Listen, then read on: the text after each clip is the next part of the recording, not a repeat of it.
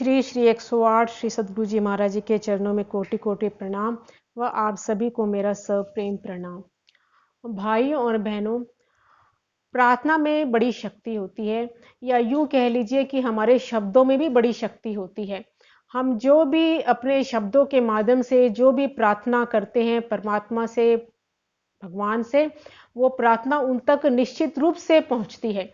या कह लीजिए कि जैसे ही हम कोई प्रार्थना उनसे कहते हैं, जैसे ही हमारे मन में कोई इच्छा जागृत होती है, तो वो इच्छा एक तरह से कह लीजिए कि वो एप्लीकेशन, जैसे हम कोई फाइल करते हैं तो एप्लीकेशन पहुंच जाती है परमात्मा तक या प्रकृति को पहुंच जाती है। और जिस क्षण हम कोई इच्छा करते हैं, जिस क्षण हम कोई परमात्मा से प्रार्थना करते हैं, उसी क्षण वो हमारी पुकार उन तक पहुंच जाती है और हमारी जो भी चाहना है, जो भी इच्छा है, वो पूरी होने की व्यवस्था शुरू हो जाती है और वो हमारे तक पहुंचना शुरू कर देती है, हमारी तरफ चलना शुरू कर देती है। जिस वक्त हम कोई इच्छा करते हैं, उसी वक्त वो हमारी मनचाही चीज, कोई वस्तु या जो भी हम मांगते हैं, वो हमारी तरफ आना शुरू कर देती है। तो हमारे प्रार्थना में बड़ी शक्ति होती है।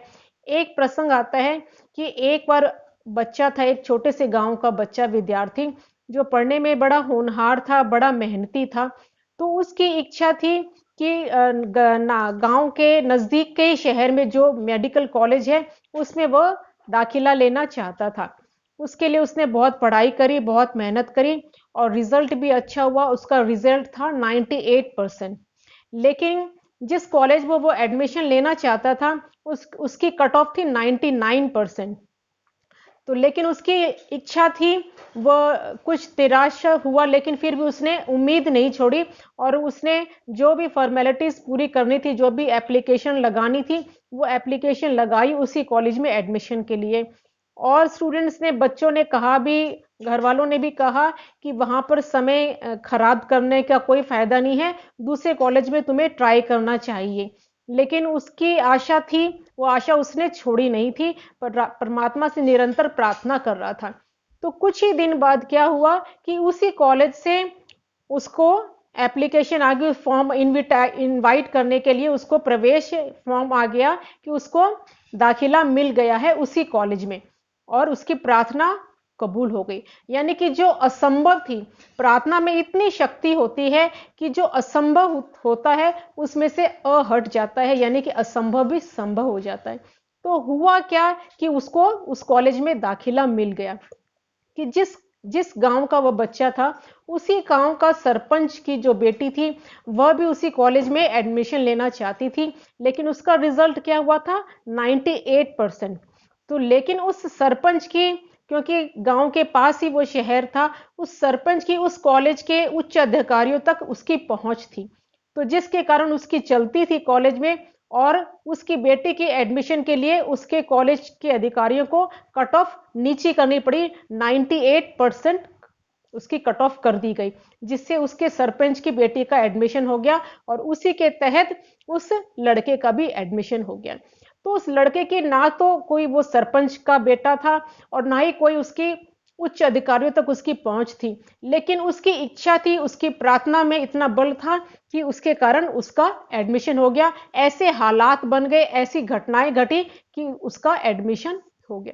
तो हमारे प्रार्थनाओं में इतनी शक्ति होती है कि असंभव से हट जाता है। लेकिन कई बार ऐसा सुनने में आता है, देखने में आता है कि हमारी जो प्रार्थना है वो कबूल नहीं हो रही है, या हम जो भी इच्छा कर रहे हैं वो इच्छा नहीं पूरी हो रही है। तो इसका क्या कारण है? जैसे कि हमने सुना कि हमारी वाणी में बहुत शक्ति होती है, प्रार्थना में भी शक्ति होती है। हम वाणी के माध्यम से ही अपनी बात परमात्मा को कहते हैं, या मन से हम प्रार्थना करते हैं, या अपने शब्दों के माध्यम से प्रार्थना करते हैं।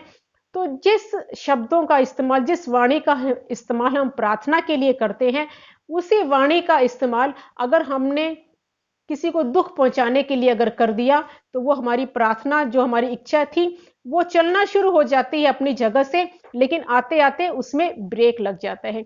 उसी वाणी से अगर हमने किसी की निंदा कर दी, या किसी की हमने बुराई कर दी, या किसी को हमने ताना मार दिया, या किसी को हमने ऐसी चुभती हुई बात बोल दी जिससे उसका मन दुखी हो गया, किसी को हर्ट कर दिया, या किसी का अपशब्द कह दिए, किसी का अपमान कर दिया, या किसी को चार बातें सुना दी, या किसी को क्रिटिसाइज किया, तो वही वाणी से हमने ऐसे शब्द निकाले, किसी को चोट पहुंचाई, तो जो हमारी इच्छा थी वो हमारी तरफ आती आती भी आती है हमारे करीब, लेकिन फिर उतनी ही दूर और दूर चली जाती है।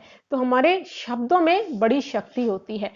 तो यही कारण है कि अगर हमारी 90% से ज्यादा इच्छाएं तो हमारी हमारी तरफ आती, हमारी प्रार्थना कबूल होती है, लेकिन उसमें रुकावट का कारण क्या होता है?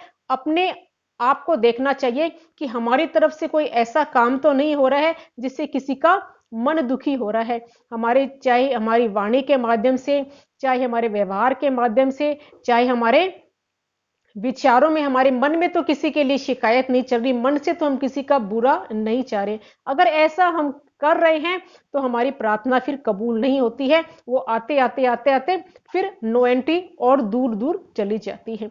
तो अपने आप को चेक करते रहना चाहिए। इसीलिए कहा है कि किसी की तारीफ करना भी प्रार्थना है, किसी को सच्ची, किसी की प्रशंसा करना भी प्रार्थना है, किसी के आभार प्रकट करना भी प्रार्थना है। परमात्मा को अगर हम आभार प्रकट कर रहे हैं, जो चीज हमको अवेलेबल है, जो चीज परमात्मा ने हमको दी है, उसके लिए आभार प्रकट करना भी प्रार्थना है।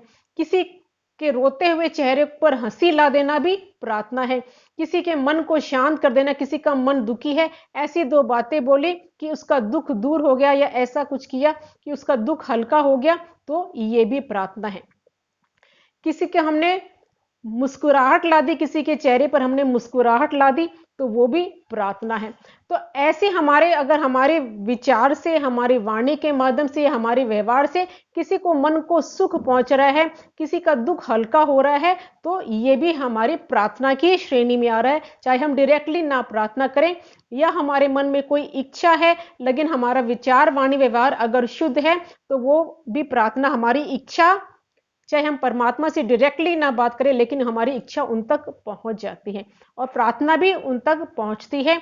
तो अपने आप को चेक करना चाहिए कि कहीं हमसे ऐसी कोई व्यवहार में गलती तो नहीं हो रही है।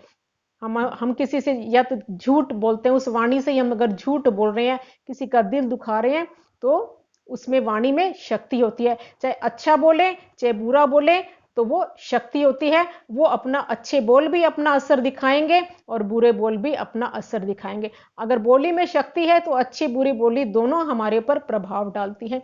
तो हमको अपने आप को चेक करते चलना है और विश्वास करके चलना है, तो हमारी प्रार्थना निश्चित रूप से कबूल होगी। बोलिए श्री प्राणनाथ प्यारे की जय।